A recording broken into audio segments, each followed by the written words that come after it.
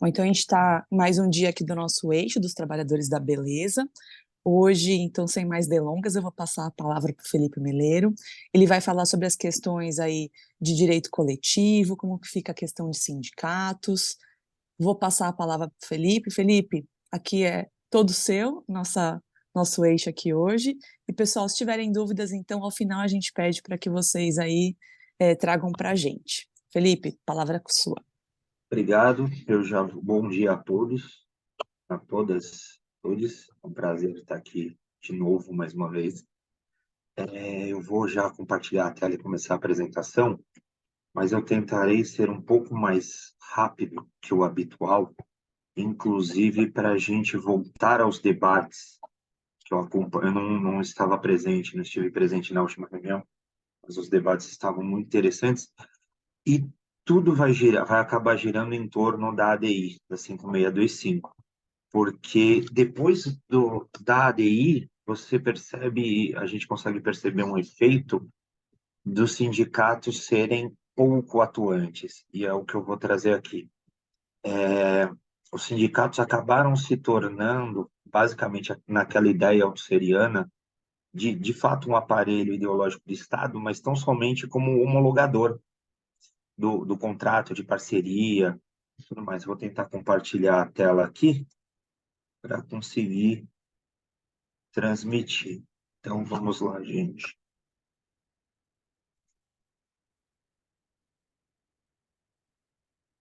Me enxergam bem? Tudo certo? Tá certo, eu consegui enxergar. Eu também, Felipe, só tá com uma telinha do lado, sabe, o Isso. próximo slide? Não tá Bem, em modo apresentação. deixa eu só...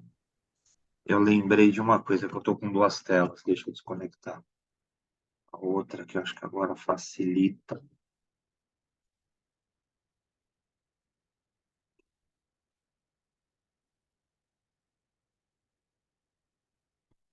Melhorou?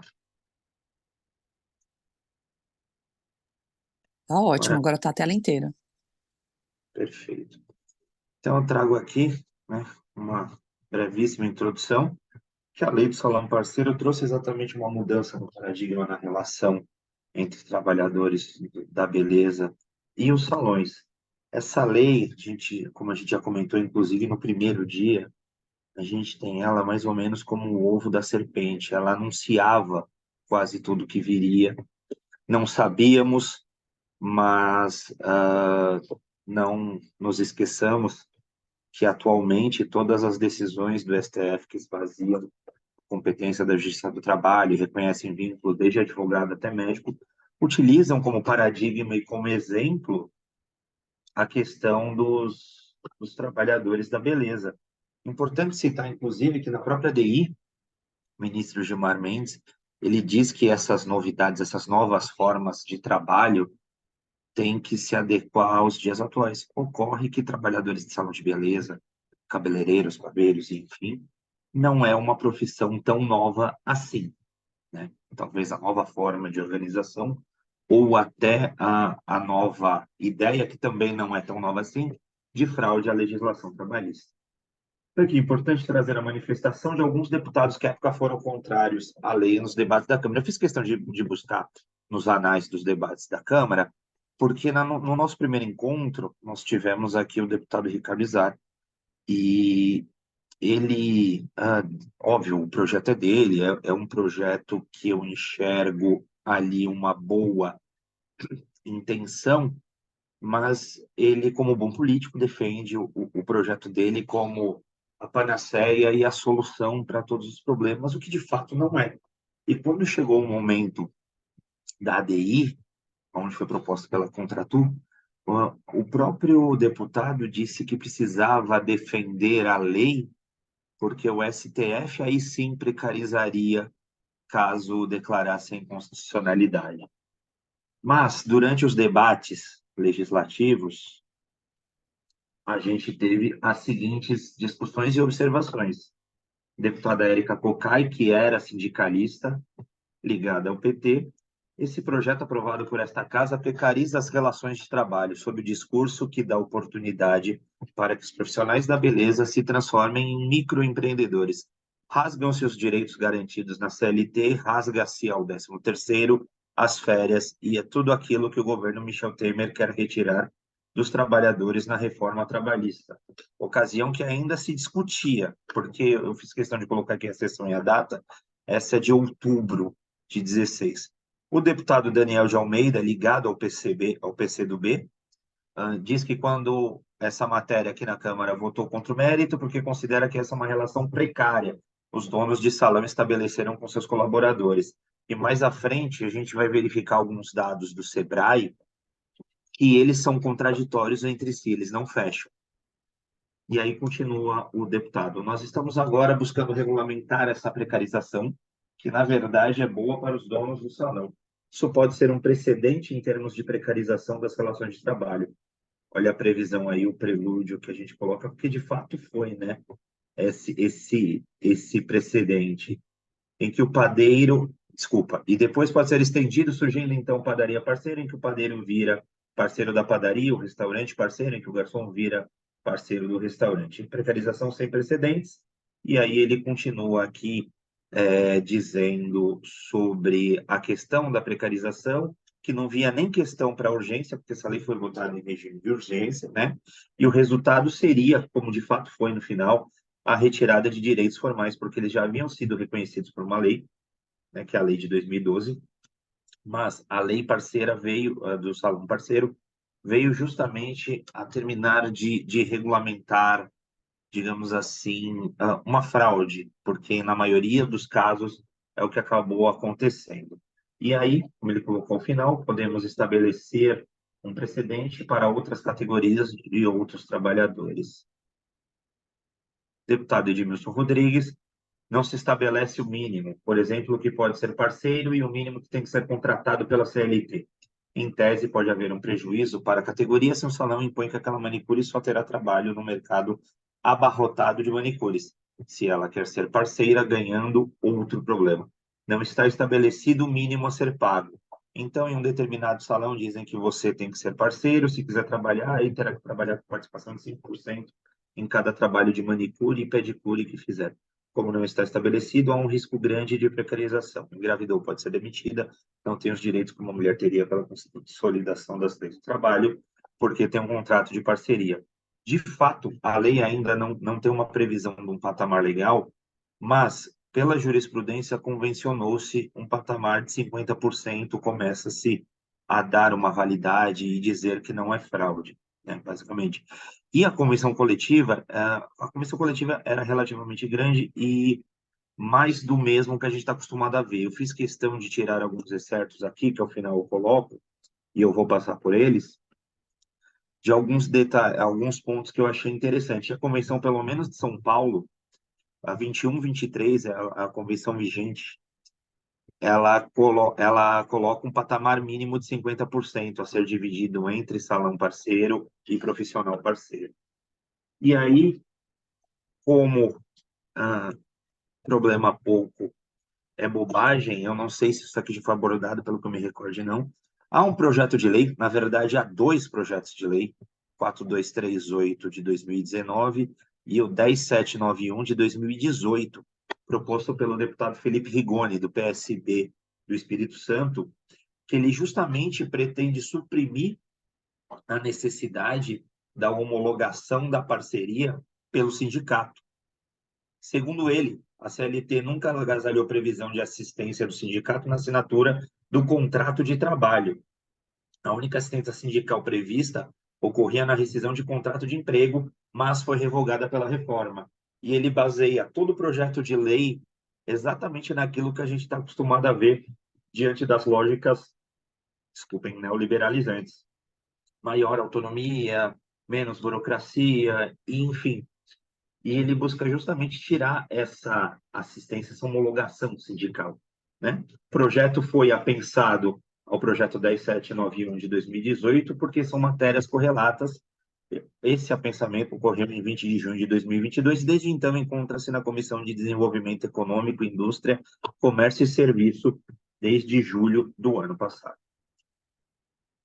E a homologação do contrato de parceria pelo sindicato, além da previsão no parágrafo 8º da Lei 13.352/16, encontra também previsão na portaria MTP 671, de 8 de novembro de 2021, que acabou revogando a portaria MTB 496 de 2018, e eu trouxe ela aqui rapidamente, mas basicamente ela traz quase tudo que já traz a lei. A única diferença é trazendo aqui a competência das superintendências regionais das unidades descentralizadas do Ministério do Trabalho e Previdência, nos casos em que há a ausência de sindicato da categoria. No mais, o resto, as colocações são basicamente as mesmas que constam da lei. E é o mesmo texto também da portaria anterior, que também regulamentava isso. E aqui os dados do Sebrae em 2021, ele fez um levantamento chamado Profissional Parceira da Beleza, e foram ouvidos, à época, 5.438 trabalhadores e empreendedores. Desses, 56% eram profissionais da beleza, 44% donos de salão, e aqui está um dado que eu achei extremamente contraditório, porque da totalidade, você tem 74% registro como MEI. Então, embora a lei não permita, esse cenário nos traz a lógica de que há MEIs fazendo contratos de parceria com MEIs. E aí a gente cai naquela lógica da exploração, ou, como diz o professor Ricardo Antunes, os empreendedores de si mesmo.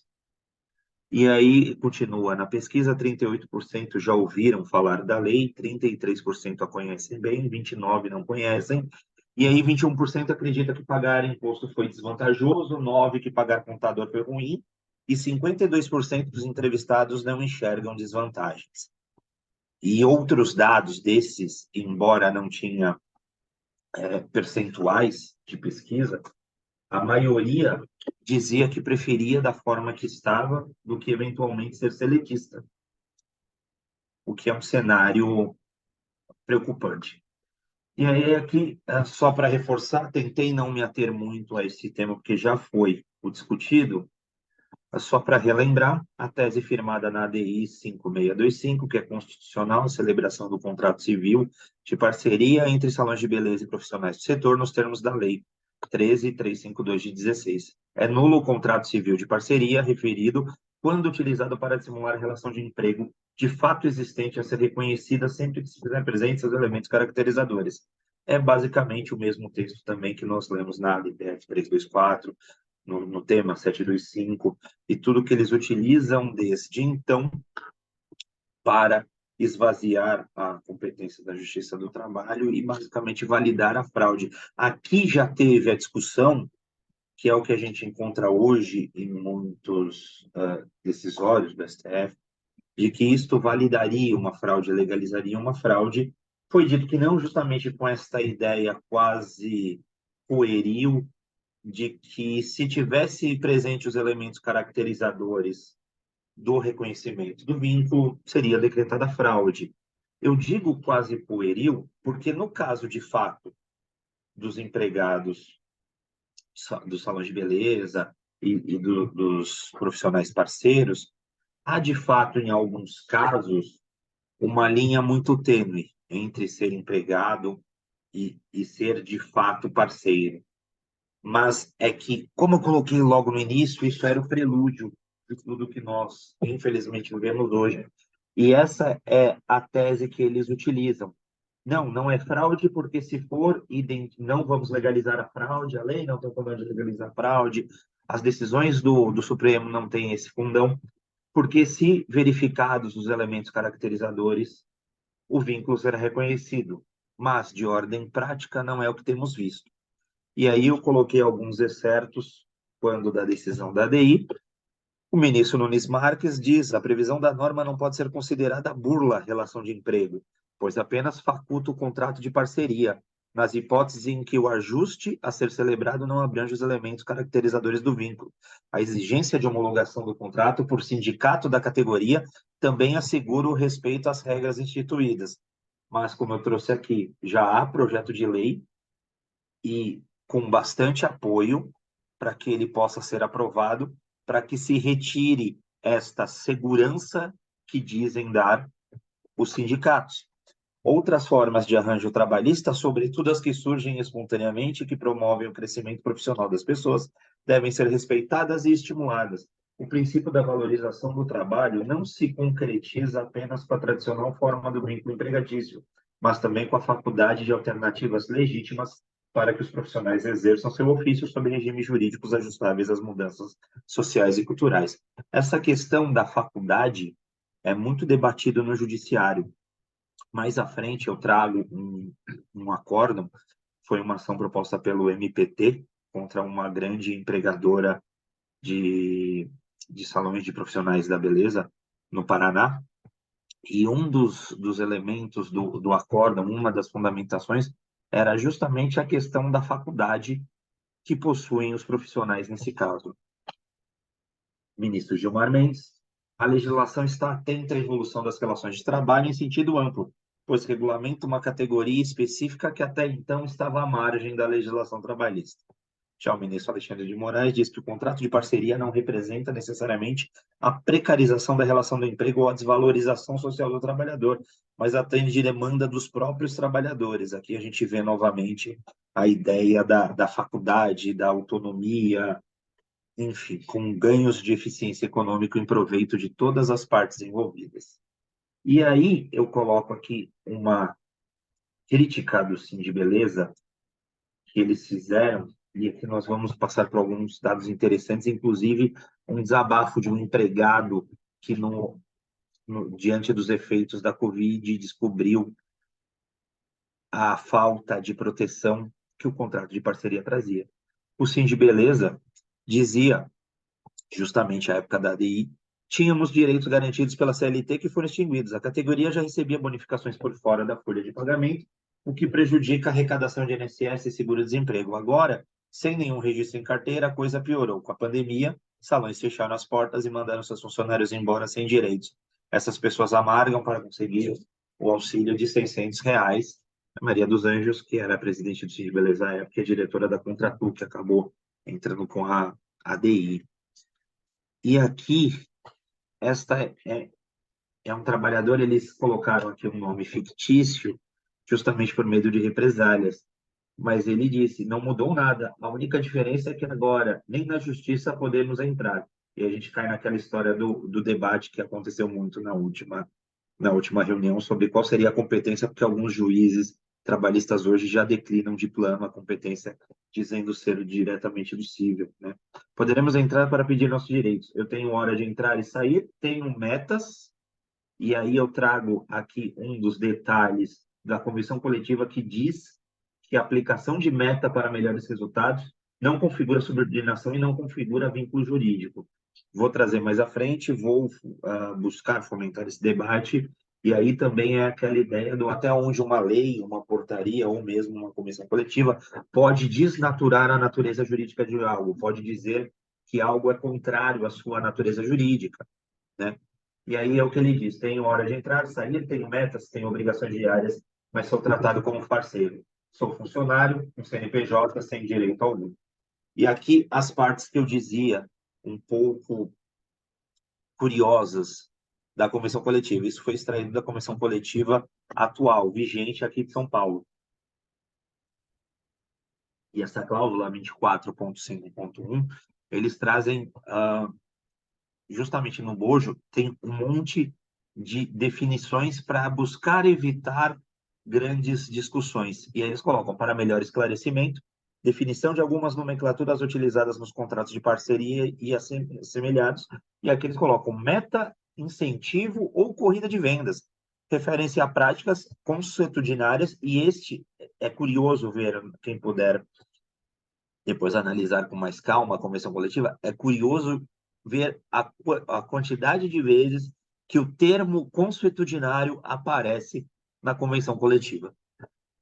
da categoria na fixação de valores de incentivo ou descontos. Na realização de parceria, podem ser atribuídas na forma de valores, percentuais que incidam sobre faturamento ou cota-parte, bem como no fornecimento de bens tangíveis. São práticas utilizadas em homenagem ao princípio da isonomia, de forma a valorizar o maior empenho de um determinado parceiro em relação aos demais membros do grupo. E aí o parágrafo único diz: o estabelecimento de metas entre o salão parceiro e o profissional para a concessão de aumentos de benefícios na parceria não se constitui, por si só, como subordinação jurídico-empregatícia. Ainda o item 24.5.5 diz que os contratos de parceria assemelhados devem ter incluso previsto obrigatoriamente a contratação de, no mínimo, um seguro por incapacidade temporária fornecido por empresa seguradora credenciada junto ao sindicato da categoria profissional, podendo em comum acordo entre as partes ser rateado entre salão e profissional, além de seguro obrigatório sobre os respectivos contratos de parceria e assemelhados, incidirá a taxa de auditoria a ser recolhida pela empresa salão parceiro ao sindicato da categoria profissional, conforme valores descritos na tabela em anexo 4 dessa convenção.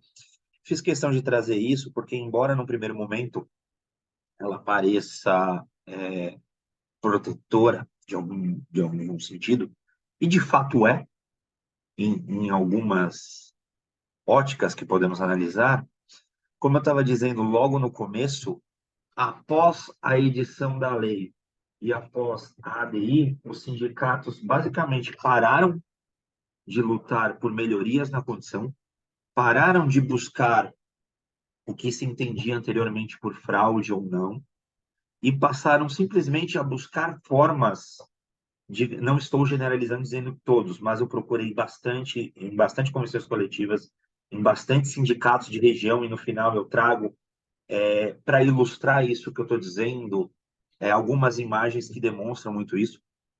Então, eles passaram basicamente a buscar meios de lucrarem. Infelizmente, esta é uma realidade. Então, taxa de auditoria não é incomum para a contratação de seguro por incapacidade, cobrança para homologação dos sindicatos do contrato de parceria, né? E outra, nesse próprio sindicato e a convenção coletiva traz que só há duas formas, dois contratos a serem reconhecidos e validados pelo sindicato. Um é uma ação que o MPT propôs, e aí eles trazem um modelo, e outro é um modelo que eles deixam claro que é reconhecido pelo jurídico deles. As partes são livres para levar ao sindicato qualquer outra forma de contrato de parceria, mas também na convenção coletiva deixa claro que, neste caso, será analisado pelo jurídico do sindicato e, obviamente, haverá uma cobrança de uma taxa para essa análise. E aí, o item 24.5.17, vejam que eu tentei resumir, porque senão ficaria muita encheção e muita informação, e a ideia aqui não é esmiuçar, até porque diante do tempo não seria possível, mas sim ilustrar e trazer por amostragens. Isso aqui, os contratos de parceria que seguem anexos são consideradas minutas previamente aprovadas pelas entidades. Quaisquer outros contratos devem ser encaminhados ao departamento jurídico para devida revisão e análise, cujos custos para a respectiva revisão serão repassados ao salão parceiro solicitante. E aqui eu coloco também a fonte, obviamente. E aqui mais algumas questões curiosas. O artigo 1º-C da lei diz exatamente que se configura o vínculo quando não há o contrato de parceria formalizado nesta lei. Ou seja, como a lei prevê a necessidade da homologação pelo sindicato, tendo um contrato de parceria, mas não havendo o reconhecimento, a homologação pelo sindicato, ele não está nos termos da lei, o que quanto basta, diante de uma análise simplista da lei, para o seu reconhecimento como vínculo empregatício. Contudo, eu trouxe também só uma, mas não é raro de achar. Você acha isso em todos os TRTs do Brasil, infelizmente. Mas eu optei por trazer do TRT-7, porque essa jurisprudência no TRT-7 é recorrente. No TRT2, por exemplo, há entendimentos para todos os lados. Você tem algo nesse sentido, mas você também encontra reconhecimento de vínculo pela não observância da formalidade prevista na lei. Mas no TRT7, a maioria colossal é justamente nesse sentido de que é uma mera irregularidade. A homologação do contrato de parceria corresponde à assistência sindical, não sendo necessário como condição de validade do contrato. Só que o que consta na lei é exatamente o contrário. Eles estão julgando o contrário da lei. A Cris falou que ficou assustada até com o juiz que declinou já de plano, né, da própria competência. Aqui é um pouquinho pior. Né? E aí coloca, mesmo nos casos de não homologação, o que se tem é mera irregularidade, que não invalida o contrato de parceria, que somente se gerará vínculo empregatício nos casos do artigo 1º do primeiro, o artigo 1º C da referida lei.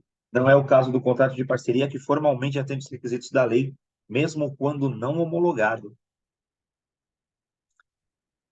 Esse tipo de jurisprudência me lembra muito um artigo do professor Souto Maior dizendo aos trabalhadores as batatas, porque em relação aos trabalhadores é sempre uma mera irregularidade e tudo o empregador pode.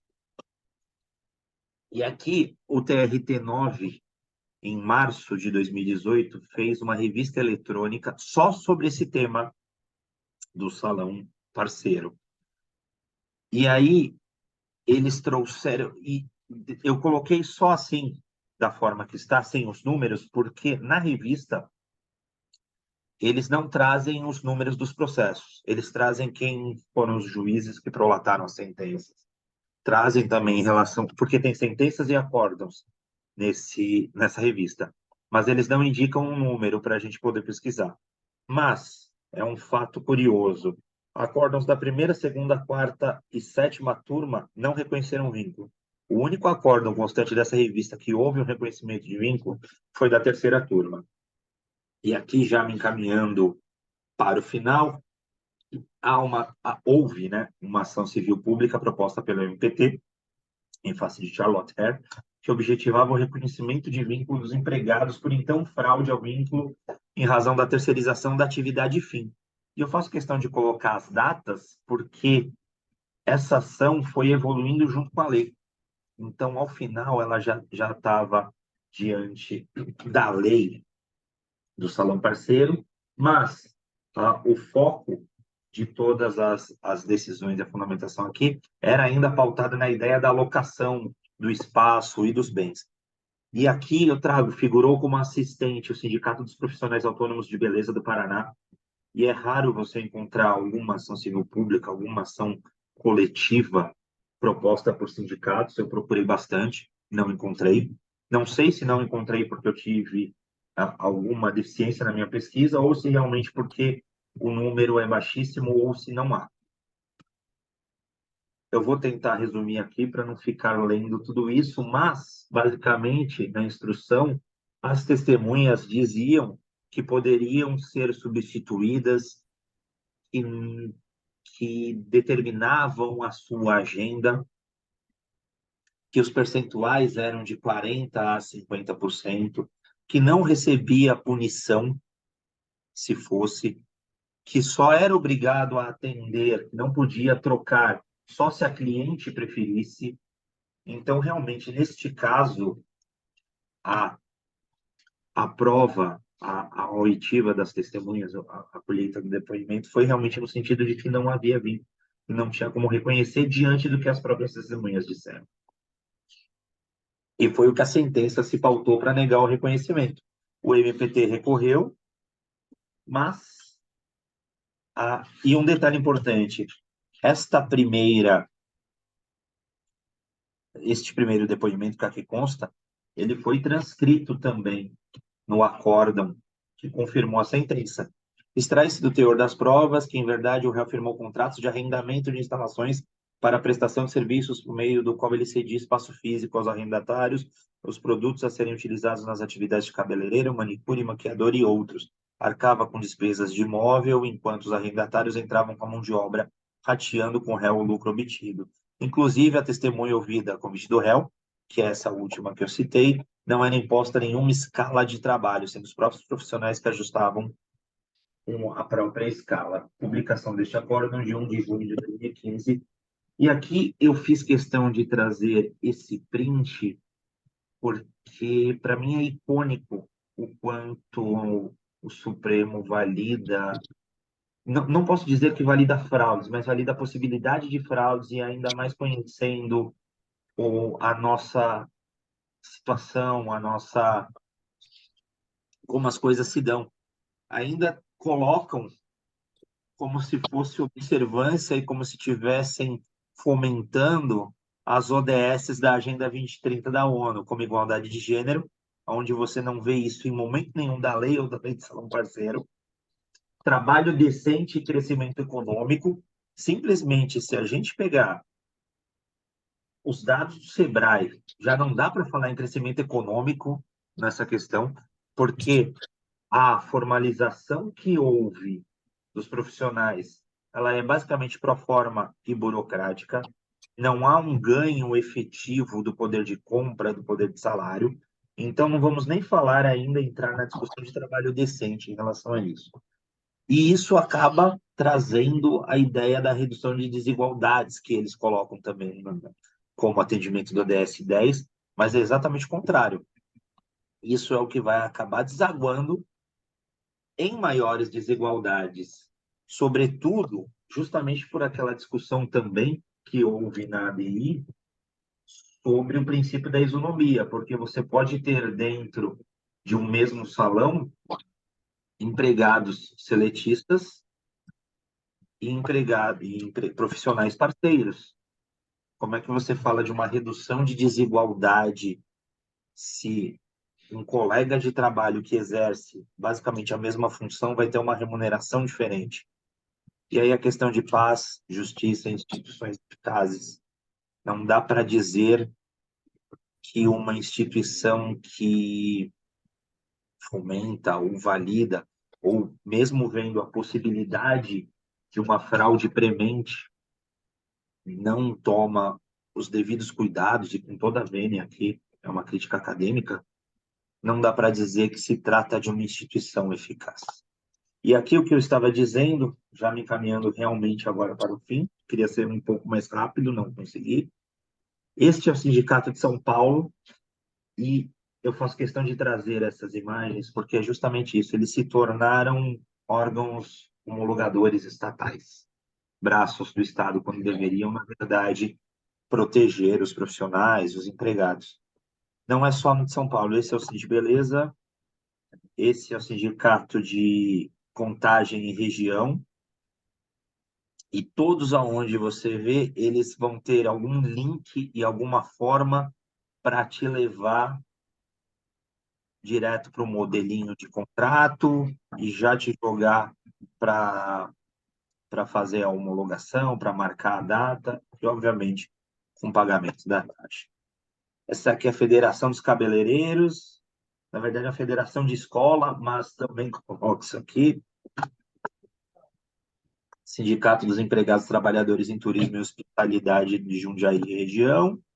E o Sindicato de Probeleza faz questão de dizer, em letras garrafais, que é o único representante do profissional parceiro no Brasil, Eu não, só uma reconhecido hora pela aí. lei. Foi igual doido, esqueceu da lombada.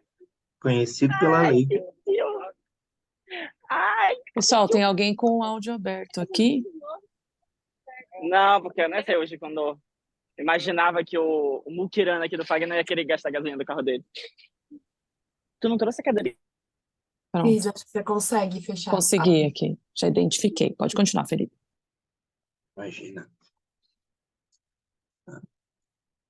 E o Pro Beleza coloca justamente isso, foi fruto de uma ação em que, obviamente, se discutiam a validade e a legitimidade do sindicato para a cobrança e pagamento desta taxa. E encerro aqui a apresentação. Espero que tenham gostado e aos debates. Obrigada, Felipe, parabéns. Pessoal, a gente vai abrir aqui então para perguntas. Se não tiver, eu já tenho uma já. Mas a gente vai pedir então para vocês levantarem a mão aqui para aparecerem por ordem aqui, né? Enquanto as pessoas vão apertando o botãozinho para levantar a mão, Fê, posso te fazer uma pergunta? Então, eu fiquei com uma dúvida. Aqui tem uma cláusula, acho que até anotei, a 25.5.17, se você quiser até compartilhar a tela novamente nessa cláusula, que fala, eu achei bem interessante, né? Porque fala assim que os modelos já estão previamente homologados pelo sindicato. Se as pessoas quiserem usar um modelo diferente, aí tem que submeter para o departamento jurídico, né? Você destacou bem essa parte. Se, por exemplo, um salão utilizar aquele modelo, não sei se você entende que então ficaria dispensada a homologação pelo sindicato? Não. São taxas cumulativas. Você pagaria a taxa só de homologação, utilizando esse modelo. Se você não utilizar esse modelo, aí você paga mais uma taxa para análise do jurídico do sindicato. Ah, tá. Quer dizer, eles não Isso deixam de receber a taxa deles, mas não. já tem aquele Incluem modelinho mais. entendi, Exato. pré-pronto já, né? Perfeito. Então tá. Pessoal, pode fazer perguntas aí, a gente vai deixar aberto aqui para vocês. Nossa, eu fiquei bem pensativa com relação a essa cláusula. Até pensei, já pensou se o salão falar, com base na cláusula 25.5.17, né, já está homologado o contrato, então nem precisou da homologação do contrato. Até numa É uma, defesa, é eventualmente. uma possibilidade. Aí É, você aproveita e junta aquela jurisprudência do TRT da sétima região, você ainda tem um respaldo jurídico para fazer isso. pois é. Em tese, É, obviamente. em tese. Vou passar a palavra aqui, pode falar, Felipe Arruda, pode fazer a sua pergunta. Oi, Felipe, bom, espero que já esteja melhor aí melhor de saúde. Parabéns pela apresentação. Uma coisa que eu fiquei, na verdade, que me pega, é que eu fico em dúvida com relação à lei do salão parceiro, e especificamente com relação a, a questão de normas coletivas, porque a lei prevê a possibilidade de assistência no ato de contratação, mas ela não fala nada com relação à possibilidade de contratação coletiva. Ela não é explícita nesse aspecto, o que gera, no mínimo, um debate se, a meu ver, se seriam válidas essas normas, por exemplo, válidas essas normas para regular contratos individuais de parceria entre empresas. Por exemplo, eu tenho um salão de beleza, uma microempresa que firma um contrato de parceria com o MEI. O fato deles não contratarem conforme a convenção coletiva firmado pela categoria, inclusive porque teria uma questão aí de sindicato que ele faria parte, inclusive. Ensejaria, por exemplo, por exemplo, algum descumprimento da convenção implicaria em multa para essas certo, partes sim. contratantes? Acho que o Elielson está com a... E aí eu realmente tenho dúvidas com relação à questão da validade não da homologação em si, mas das cláusulas de convenção. Se elas são de fato aplicáveis a esses contratos de parceria individuais, porque eu estaria basicamente fazendo uma contratação coletiva de contratos em tese empresariais. Beleza. Eu É um penso pouco. igual e eu tenho a mesma dúvida do ponto de vista jurídico e da natureza da aplicação da convenção coletiva, até onde ela pode servir para regular contratação entre empresas, né? Entre uma MEI e um salão parceiro, e qual seria também a aderência, né? Porque se nós vamos falar de contratos de relação meramente civil, contratos de parceria, contratos entre empresas, com uma chave de leitura em tese, com base no Código Civil, qual seria a aderência dessa convenção coletiva? Mas a convenção coletiva é muito clara. Quando ela vai, eu até estou com ela aberta aqui, eu estou tentando achar, mas em vários artigos, em várias cláusulas, ela faz questão de citar que se aplica a empregados, profissionais parceiros, colaboradores, e aí basicamente todos aqueles eufemismos que nós conhecemos, aqueles eufemismos legais, para dizer assim, não é empregado. Então ela utiliza-se de toda a nomenclatura. Então, pelo texto, ela teria assim aplicação em ADEs. A minha dúvida, e eu compartilho da sua dor, do seu incômodo, é pela natureza jurídica e pelos princípios do direito, como isso seria levado se alguém realmente levantasse isso. Mas eu penso igual e para ser bem honesto, não tenho resposta. Eu fiquei pensando o seguinte, Refletir. essa lei de salão parceiro, ela cria, ou pelo menos é só também uma reflexão meio aberta, ela cria uma figura jurídica que eu já vi em algumas teses, tipo de alguns artigos, e que se assemelharia muito à ideia de um autônomo dependente ou de um parasubordinado. E A aí eu ideia teria, e aí eu teria dentro dessa figura, uma possibilidade ou um flanco de abertura para discussão de aplicação de cláusulas coletivas nesses tipos de contrato para profissionais liberais, entre profissionais liberais e empresas, ou MEIs, por exemplo, e empresas. E aí eu teria abertura, inclusive, para pensar, bom, isso daí então não seria um contrato empresarial, seria uma forma de relação de trabalho, tentando ali separar um pouco acho que o STF pouco separa entre relação comercial e relação de trabalho. Mas, sinceramente, a tentativa de regulamentação desse parasubordinado ou desse autônomo dependente à luz de outras legislações foi bem triste. a ideia do parasubordinado, enquanto eu estava preparando os slides e montando, cada vez que eu lia, era o único paralelo que eu conseguia encontrar. E eu lembro que você estava no grupo também, que a gente fez o trabalho da decisão do Uber, da AutoClaims, e aí lembra muito aquela diferenciação entre employee e workers, e Sim. talvez seja a única previsão legal no Brasil de alguma garantia mínima a trabalhadores que não sejam empregados. É que aqui eu tenho muito um viés meu particular de entender que são empregados e há uma validação de fraude, enfim. Mas, de fato, a ideia da lei, o escopo dela, acaba sendo nessa lógica de parasubordinação, se nós formos concordar e dizer que está tudo certo. Sim. Partindo dessa premissa, a gente cai na lógica de workers, de parasubordinado, enfim.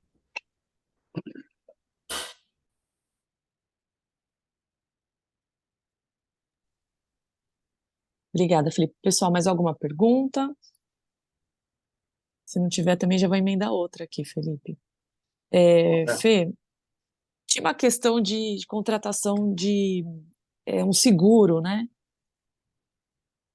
Eu acredito que essa resposta vai ser parecida com a minha também, pelo que eu entendi, né? Se não tiver essa contratação de um seguro também, já que se não tem, em tese, um contrato formalizado e homologado, isso não implica em ser fraude ou não, né? Vai continuar sendo configurada a relação de parceria mesmo sem o contrato. Imagino que se não tiver esse contrato, essa contratação de um seguro, muito menos também, né?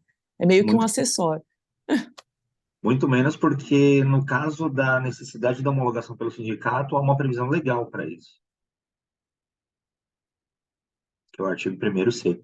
No caso da contratação, é uma previsão na convenção coletiva, e tudo bem, a convenção coletiva dela é contrato, faz lei entre as partes, mas se nem o que consta da lei estão reconhecendo, muito menos isso, e vai acabar sendo aí a ideia que eu trouxe, que é um artigo que eu adoro, do professor Sotomayor, que ele traça essa ideia, essa crítica de que não se vê o ilícito trabalhista como ilícito trabalhista, mas sim como mera irregularidade ou mero descumprimento de um contrato civil, então no máximo vai acabar sendo um motivo de uma aplicação prevista na convenção coletiva pelo não cumprimento de uma cláusula dela. Aí eu não sei também, eu tô aqui pensando, né? Porque tudo é muito novo e por isso que a gente está discutindo tudo isso nesse eixo, né? Mas aí, enfim, então eu sou um trabalhador de um salão parceiro, em tese eu sou, sei lá, uma manicure, aí eu não tenho um contrato de parceria, se supõe pela jurisprudência que também não tem problema não ter o contrato, né, vai continuar prevalecendo a nossa parceria, nosso não vínculo empregatício, eu vou discutir qualquer problema na justiça comum, né, a gente já está entendendo que a gente vai discutir isso lá. Aí, se eu quiser, por exemplo, fazer valer essa cláusula, né, da convenção coletiva de que, porventura, não exista um seguro, eu vou ter que entrar na justiça comum para pedir, então, a execução dessa cláusula da convenção coletiva. É isso mesmo? Se for Que, só sob esse óbice, sim, né? Sob esse óbice, desculpa, só sob essa lógica, essa visão. Sim, mas eu estou dizendo sim pelas conclusões que estamos chegando aqui. Eu confesso que eu tenho extrema dificuldade em ver isto na esfera civil. Eu tenho extrema dificuldade. Eu leio a decisão, tudo mais, e não consigo entender, não entra na minha cabeça. Simples assim. eu estou imaginando, por exemplo, alguém tentar discutir essa cláusula da convenção coletiva na justiça do trabalho e o juiz falar aquilo que eu ouvi, como eu comentei aqui com vocês, né? Ah, não é minha competência, já que não tem vínculo. Né? Vai lá, levar isso aí para o estadual, como se eles tivessem conhecimento suficiente para julgar esse tipo de situação, né? Enfim, teremos problemas sérios agora nesse futuro próximo, né? Nós, como até pesquisadores, muitos trabalham na parte trabalhista mesmo, sejam como advogados, sejam como magistrados, enfim, né? Acredito que teremos aí tempos muito sombrios com relação a essa questão de competência em especial, porque vai ser a primeira barreira para a gente enfrentar, né? Acho que a Sandra colocou aqui uma pergunta. E sem contar que, nesse caso, é isso que eu falo, eu tenho uma grande dificuldade de entender isso, de, não tenho vínculo, eu não posso julgar, porque o artigo 114 da Constituição Federal, ele nunca disse de vínculo e de emprego. Aliás, a emenda constitucional 45 mudou para falar justamente em relação de trabalho. Então, eu entendo que, ainda que tudo isso seja válido e que não tenhamos a ideia de uma fraude, enfim, ainda assim que fosse isso, seria a competência da Justiça do Trabalho. Assim como eu acho, pelo 114 da Constituição Federal e por tudo que nós temos e nós conhecemos, deveria também ser da Justiça do Trabalho a competência para julgar representante autônomo. Eu acho que isso até foi citado na última ou na penúltima reunião aqui, não me recordo. Mas, não, acho que eu estou confundindo. Foi ontem na audiência pública do Senado para discussão do Estatuto do Trabalho. E antigamente o representante comercial também era, o representante comercial autônomo também era competência da Justiça do Trabalho. E eu entendo que porque o 114 diz de forma clara relações oriundas do trabalho, não diz do emprego, não diz de reconhecimento de vínculo ou não. E é um artigo que não demanda grande esforço interpretativo. Você não precisa fazer análise teológica, axiológica, ontológica, etc. O literal ali bastaria. Mas se formos utilizar essas chaves e essas técnicas interpretativas, muito mais será premente a conclusão de que o 114 se impõe e deveria ser da Justiça do Trabalho a competência. Ou seja, né, já fica o reforço aí para que em qualquer situação a gente sempre coloque, né, o artigo 114 lá como uma premissa de que está no lugar certo o processo para ser julgado, né?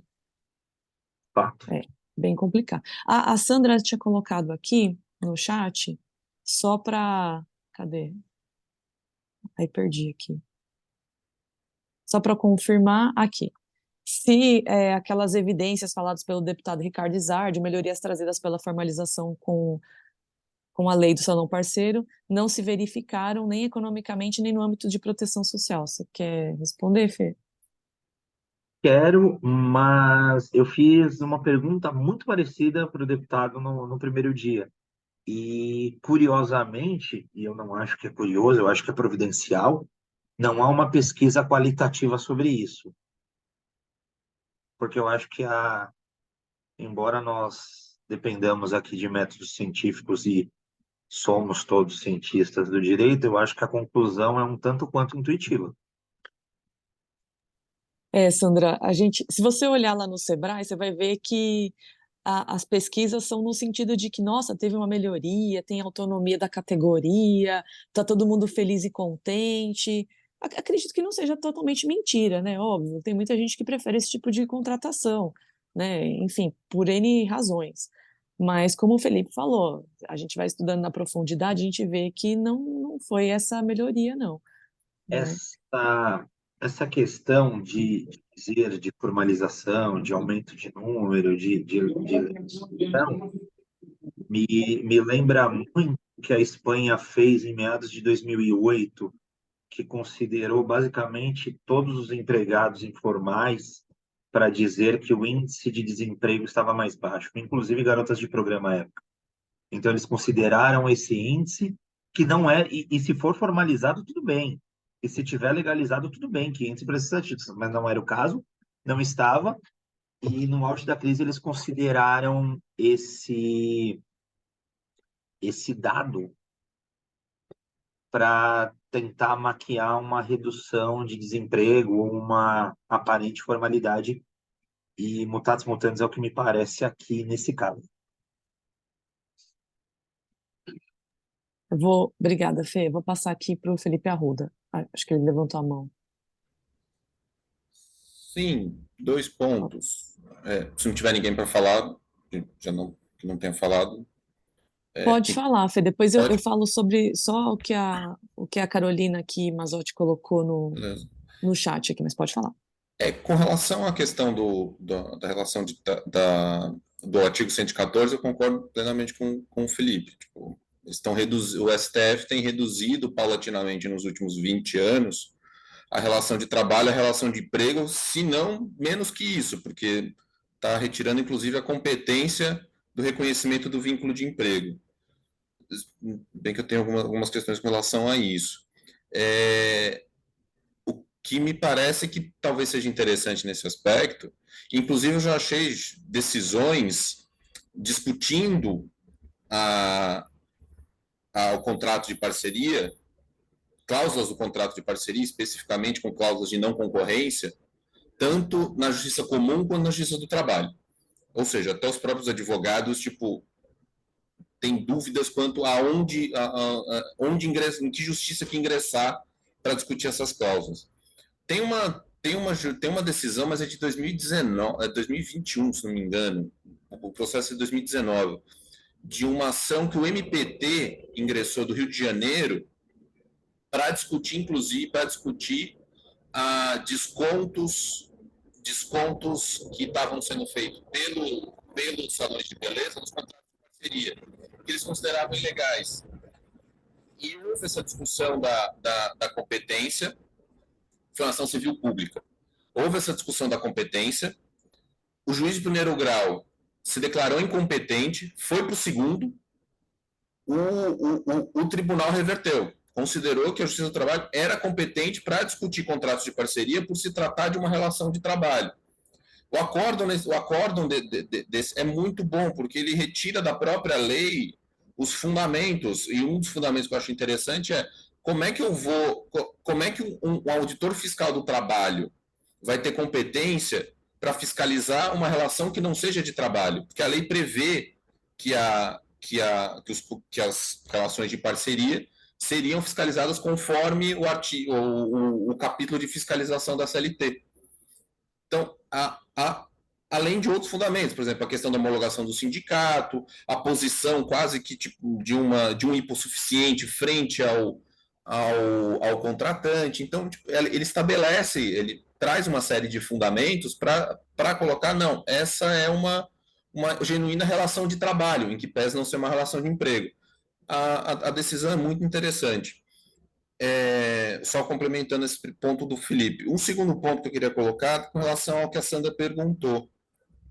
Sandra, eu vou confessar que eu fiquei também bastante intrigado. Bom, qual foi o efeito real dessa lei em termos de melhoria das condições, não só de trabalho, mas econômico-sociais dos profissionais? Sinceramente, tudo que eu achei Eu não achei pesquisas quantitativas, tipo, no sentido de demonstrar que houve uma diferença relacionada com relacionada, ou pelo menos tem uma relação de determinação com a nova lei, com relação às melhorias. O que dá para dizer, que dá para achar, eu acho que o Sebrae provavelmente vai bater bastante nesse ponto, é que houve de fato não um aumento de formalização. Não, isso até dá para dizer, via MEI. Tem uma tese tem uma dissertação de mestrado acho que eu não lembro de que faculdade que era, acho que é de Goiás, na Universidade Federal de Goiás, de contabilidade, setor de contabilidade. Tem um dado que ele mostra que de 2015 para 2016, o número de MEIs de cabeleireiros saltou, acho que de 70 e poucos mil para 500 mil, de 2016 para 2017. O que me parece que talvez tenha havido um aumento do número de formalização, não no sentido, não no sentido talvez, e isso que talvez os dados do Sebrae também contrariem um pouco, porque o número de MEIs lá é um pouco mais alto antes de 2016. Não no sentido de abertura de novos MEIs, mas de formalização de MEIs, porque normalmente um dos problemas dos MEIs é que eles não recolhem. Eles não fazem o recolhimento, o que colocam eles na informalidade. E aí, só que a lei prevê que quem faz o recolhimento do MEI, do profissional parceiro, é o salão. Então, ao fazer esse recolhimento, me parece que coloca essas pessoas, esses MEIs na formalidade. Eu vou ver se eu acho essa dissertação e mando. Ela é interessante, mas acho que o Sebrae, mas acho que a principal ponto é realmente a formalização.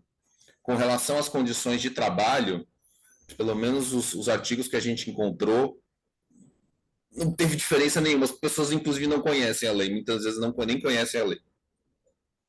A revista do TRT9 que eu comentei, ela é montada assim, ela tem alguns artigos e artigos de grandes juristas, depois vem sentenças, acórdãos e, por fim, a CP.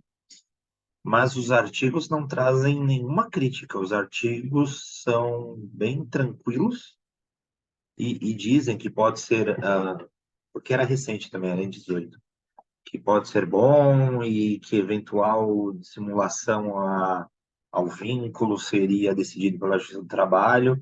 Então, também não tem grandes questões críticas ali, justamente na ideia que você trouxe mais ou menos do é difícil encontrar alguma coisa nesse sentido, da crítica.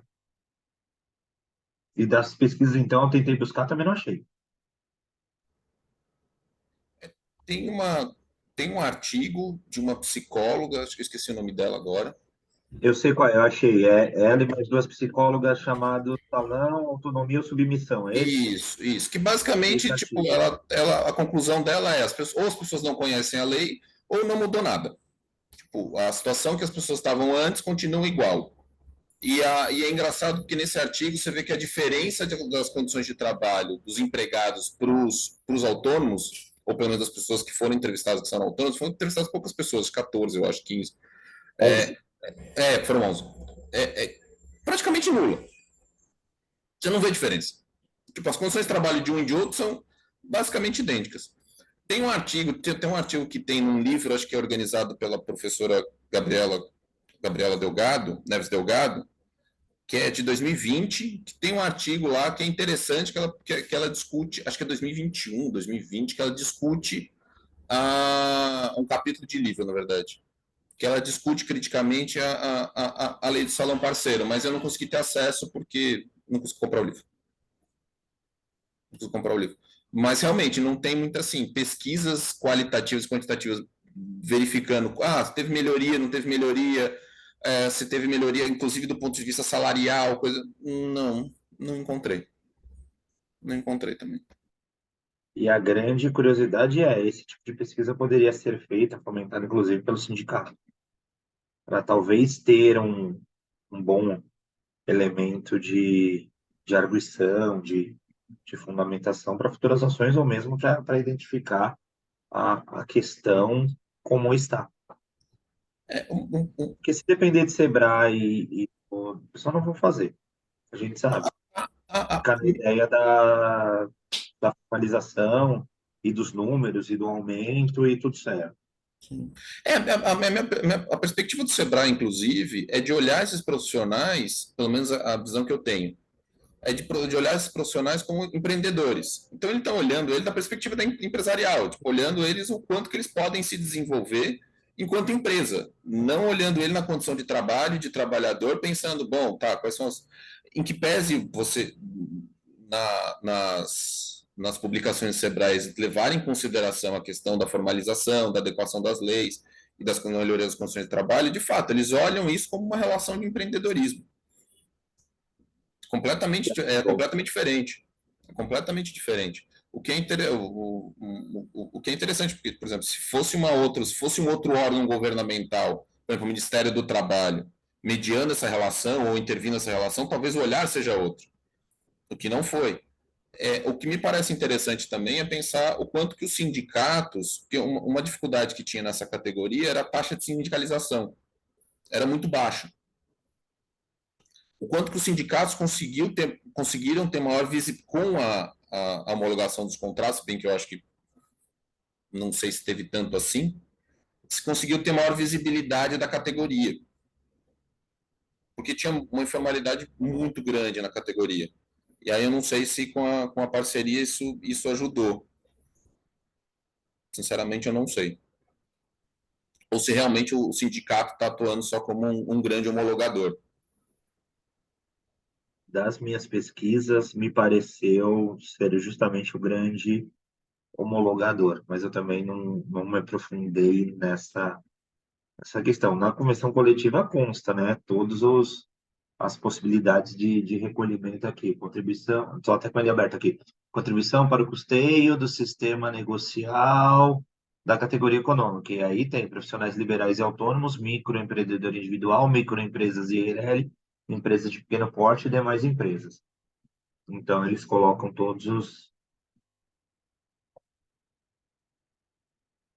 as classificações aqui. Aliás, vou pedir para os dois Felipes, para o Felipe Arruda, se ele consegue disponibilizar para a gente no grupo essa decisão que você comentou e essa dissertação, né, Sim. da universidade que você achou. E para o Felipe Meleiro, se ele, não sei se dá para fazer o download dessa revista do TRT9, Fê, e disponibilizar para a gente também. Aqui. Se der para colocar pelo menos o link de acesso, né? E os seus slides também, né? Para a gente poder colocar lá no nosso Google Docs do grupo. É interessante. Tanto colocar no nosso grupão do WhatsApp, como colocar no nosso Google Docs do Eixo. A revista estava aberta até agora há pouco. Acho que eu Para já colocar o fechei. link, né? Acho que não, facinho. Esse aqui é facinho. Até para o pessoal poder ter mais acesso. Bom, tem alguma pergunta? A gente mais alguma pergunta? Até para a gente caminhar aqui ao nosso final já. A Karen está dizendo que os sindicatos acabam lucrando, né, Karen? Dos Não é? dois jeitos.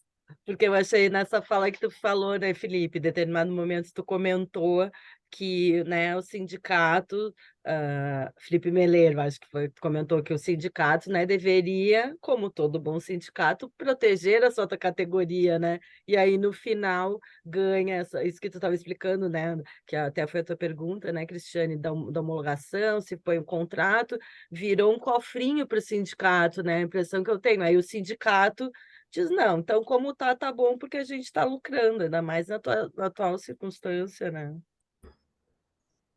Para fazer um meia-culpa aqui, não ser injusto com ninguém, a impressão que eu tive, a conclusão que eu tirei, é que até antes da lei os sindicatos eram um pouquinho mais atuantes. Para ser bem honesto, antes da lei mesmo, do Parceira 13252. Eles eram um pouco mais atuantes. Depois que veio a lei, depois da ADI, aí realmente acabou qualquer tipo de luta. É a impressão que fica de tudo que a gente vê, e até mesmo das datas dos processos e das taxas que foram criadas depois, e essa questão de ser só um órgão meramente homologador. A E ideia até o que tu falou da jurisprudência, né? Eu fico pensando nisso, que aí é um efeito cascata, né? Porque é o que tu disse, a lei vem, como tudo no Brasil, um passe de mágica resolve. Aí, quando tem o sindicato, que é a retaguarda que às vezes tu tem para dizer, olha, é a negociação coletiva, o sindicato não participou, aí é uma jurisprudência que tu leste, né? Não sei se foi da própria nona, dizendo, não, mas o sindicato homologou. Então ficou tudo encadeado como um mundo perfeito que, nossa, é surreal isso, né? Exato, e a convenção coletiva seria um excelente caminho para começar a se mudar uma jurisprudência e, quem sabe, no futuro, até uma lei mais protetiva, se caso. É verdade. Gente, bom dia para todo mundo. Eu até pus por escrito que eu também estou rouca. Como o Felipe, eu fiquei doente, Felipe. Avariada aqui nas falas, mas vejam só que interessante esse assunto. Essa categoria é de salários altos, né? Um cabeleireiro, esse caso que eu trouxe para vocês na última ou penúltima reunião, ele ganhava em média 7 mil reais por mês. E tem outros que ganham muito mais. Por outro lado, o MEI tem uma limitação de lançamento anual para poder caracterizar como MEI. E acho que nem encaixaria, sabia? Os que ganham 10 mil, 12 mil, acho que não dá para ser MEI. Então, e vejam que ironia. Então, eu lembro muito da primeira reunião que estava o deputado, então o fundamento de toda essa criação foi para melhorar a qualidade de vida, um respaldo previdenciário, só que fica tudo distorcido, não é? Porque, na verdade, eles não têm o respaldo e o direito que eles, de fato, teriam, inclusive se não tivesse lei nenhuma, porque eles poderiam reclamar judicialmente e receber. Então, em que ponto chegamos, né? No discurso fica bom para todo mundo, mas que se ferrou foi o trabalhador. É isso Ele mesmo? estava defendendo a cria dele, né? Mas eu concordo totalmente contigo. Se não tivesse a lei, o melhor cenário para os empregados, para o reconhecimento, para a proteção, era não ter essa lei, que aí pelo menos a gente cairia nas questões normais, e aí entendo eu que seria relativamente fácil um reconhecimento divino, a princípio.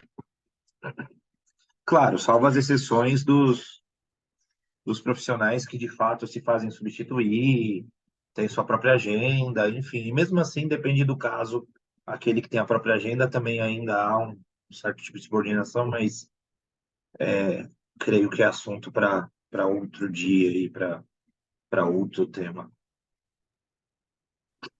Posso passar a palavra aqui para o Sérgio, que aí eu vou dar uma preferência para ele, e depois eu volto para você, para o Arruda. Pode falar, Sérgio.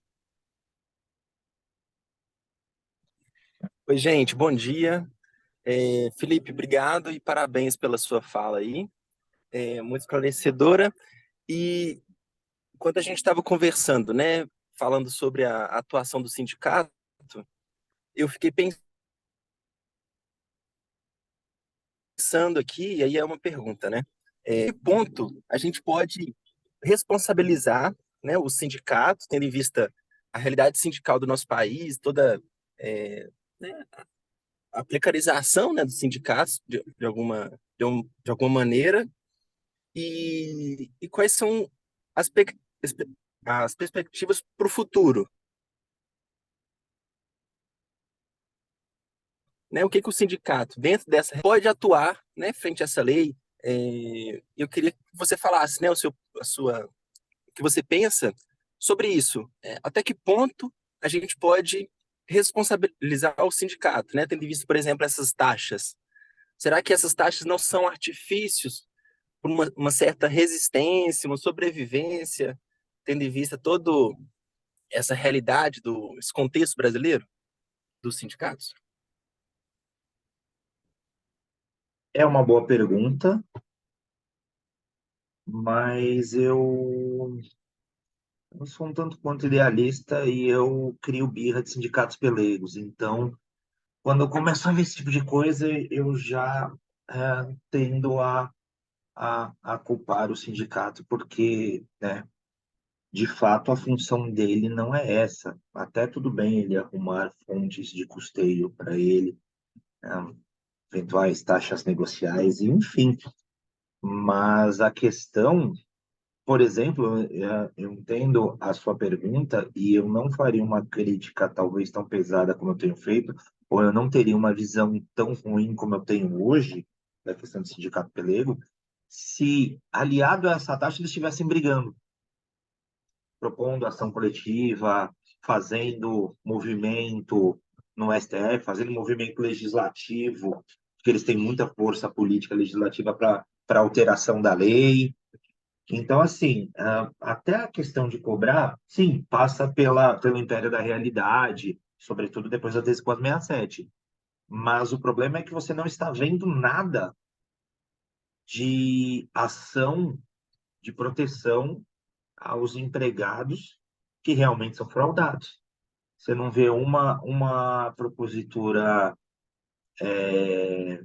de lei, você não vê mais um barulho em porta de salão, e existem um monte de grandes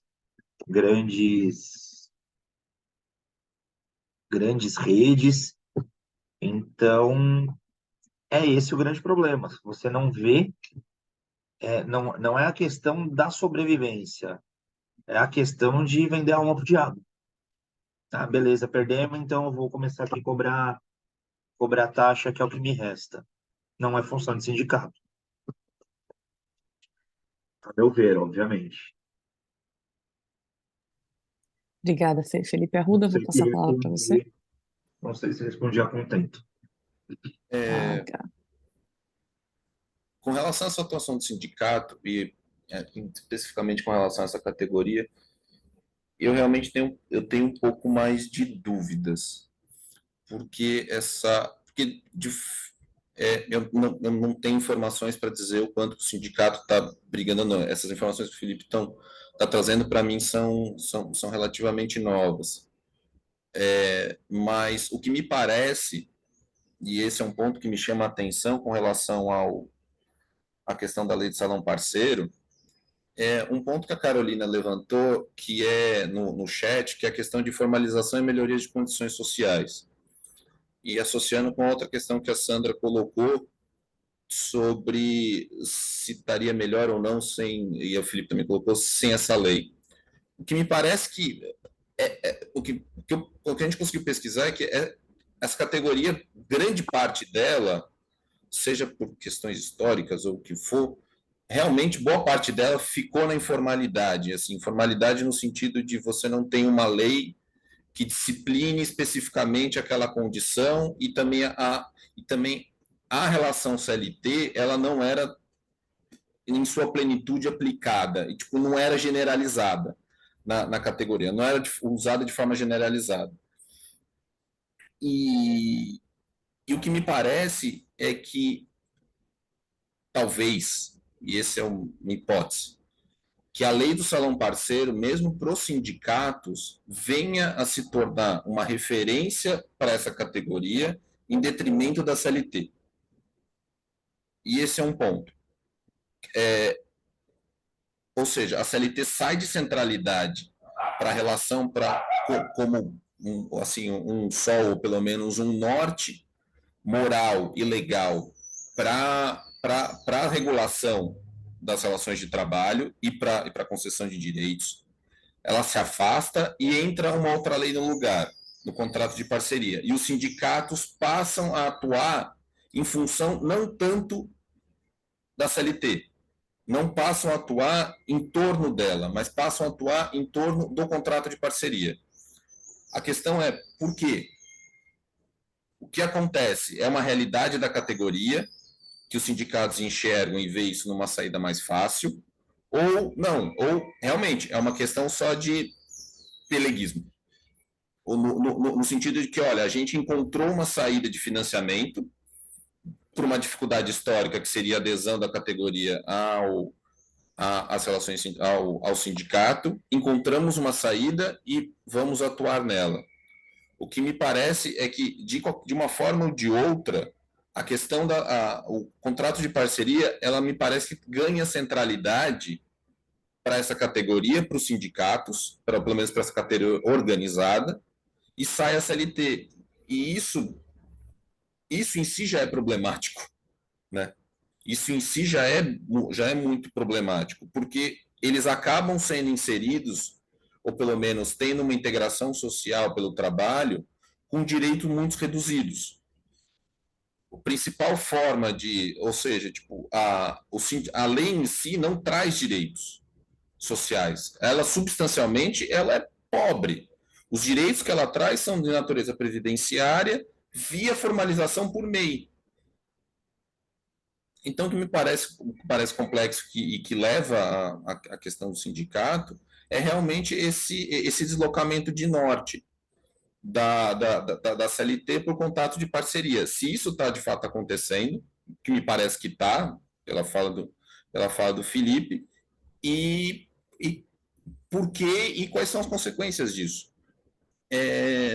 Com relação ao ponto que a Sandra colocou com relação à questão salarial, de fato, você tem de fato, você tem cabeleireiros que ganham muito, cabeleireiros e outros, só que eu tenho dúvidas se essa é a média.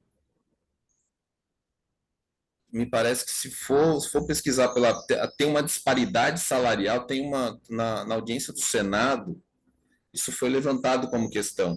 Tem uma disparidade salarial enorme e variando muito, desde regiões do Brasil até tamanhos de estabelecimentos. Acho que era o que eu ia colocar. Obrigada, Fê. Aliás, parabéns aí para os dois Felipes, né, que trouxeram essas ponderações aí bem interessantes. Pessoal, mais alguma pergunta? Tem bastante indignação, né, mais do que perguntas, mas a Só gente para segue fazer aqui. um comentário aqui e responder o que a própria Carolina falou, seguindo o artigo 7º como cláusula pétrea. Embora não seja uma convenção, a gente poderia eventualmente invocar o controle de convencionalidade e falar da recomendação 98 da OIT, que é o combate às relações simuladas de trabalho. Então, também seria uma forma de tentar coibir isso. Mas o que o Felipe estava falando agora, já mudei de assunto também, eu preciso fazer uma meia-culpa. Às vezes não é um ou outro, às vezes não é só peleguismo e não é só uma questão de encontrei uma forma. A realidade ela é muito mais complexa. Não podemos ser tão maniqueístas assim. Às vezes pode ser os dois. Pode ser os dois. E diante da complexidade da nossa realidade, é bem provável que seja os dois.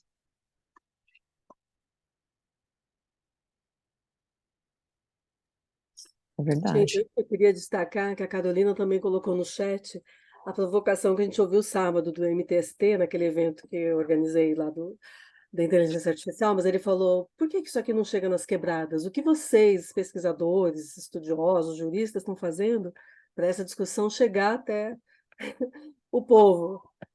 Então, aquilo deixou a gente um pouco incomodado, né? Provocado, claro. Então, pensar nisso, porque essa versão, essa conclusão nossa, essas nossas dúvidas, não estão chegando a quem tem maior interesse nisso tudo, né, gente?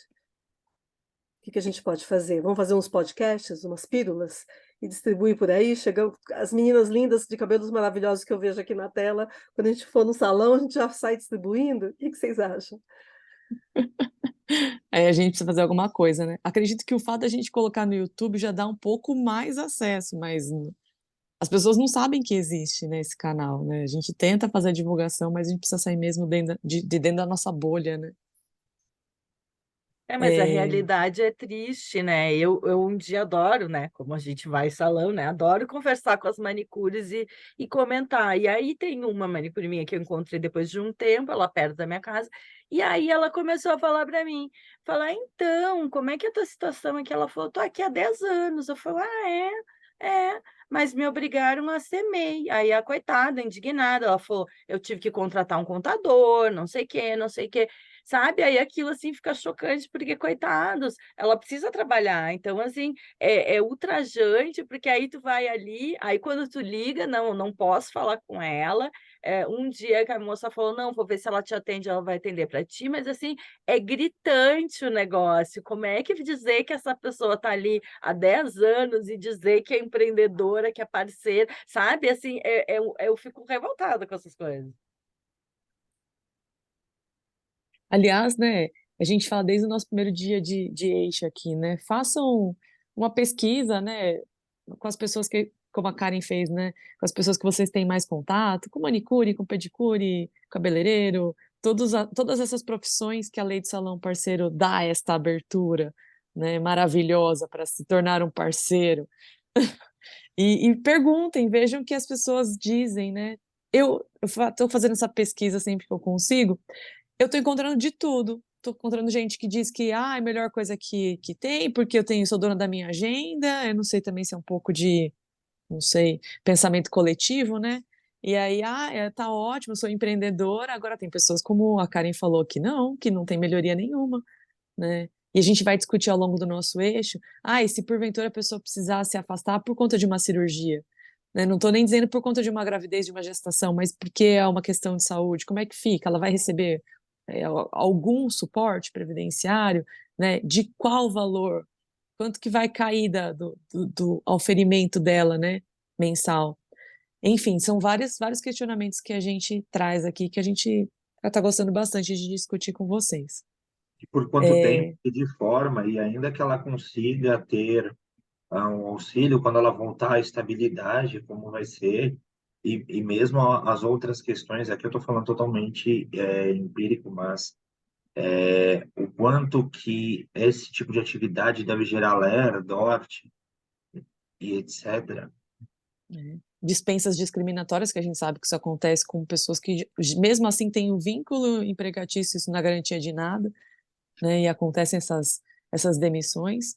Meio ambiente do trabalho nesse meio, que é muito importante. Isso.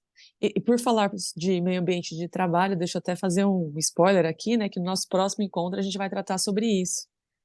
Dia 3 de outubro, né? Se eu não estou enganada, que eu não tô conseguindo acessar o calendário aqui. Mas é isso, se o pessoal do Eixo puder me ajudar, acho que é dia 3, né? Terça que vem. A gente vai falar sobre o meio ambiente do trabalho. Pessoal, mais alguma dúvida? Mais alguma discussão? Alguma inquietação? Nunca termina, né? 3 de outubro é greve geral, vocês estão sabendo, né? Não vai ter transporte coletivo. Complicado, né? Quer É dizer, bom que São dá para a gente Paulo. fazer online, não tem problema.